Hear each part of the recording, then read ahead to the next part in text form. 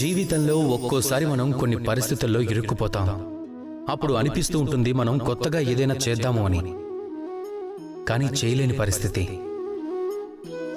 ఎందుకంటే మనం కొన్ని సాంప్రదాయాలను పాటిస్తూ ఉంటాం. ఆ సాంప్రదాయాల్ని అతిక్రమించడానికి అంగీకరించలేము. మనసులో పుట్టే ప్రశ్న ఒక్కటే, నలుగురు ఏమనుకుంటారో ఏమోనని, అపార్థం చేసుకుంటారేమోనని.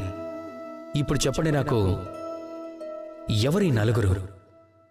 మీరు జన్మించినప్పుడు ఈ నలుగురు ఎక్కడున్నారు?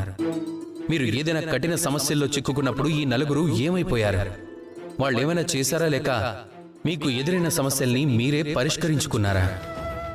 ఆ నలుగురు గురించి ఆలోచించడం మానేస్తే మీరు మీ జీవితాన్ని అనుభవించగలరు. మీరు జీవితంలో చేయగల మంచిని 10 మందికి పంచడం ఎలాగో చూడండి. పరిస్థితి ఎదురు తిరిగితే పోరాడండి, అంతేగాని నలుగురు గురించి ఆలోచిస్తూ కూర్చోకండి. ఒక్కటే ఆలోచించండి, మీ జీవితంలో చేయగల మంచి ఏమిటి అనేది మాత్రమే. మీరు చేసిన పనుల వల్ల ఎప్పుడైనా ఎవరికైనా మనసు గాయపడిందేమో తెలుసుకోండి, అంతేగాని మంచి మీద దృష్టిని కేంద్రీకరించడం మర్చిపోకండి. అప్పుడు మీ చుట్టూ ఉన్న వారందరికీ మంచే జరుగుతుంది. కనుక మీరు కూడా నాతో కలిసి మంచిగా పలకండి. రాధా కృష్ణ.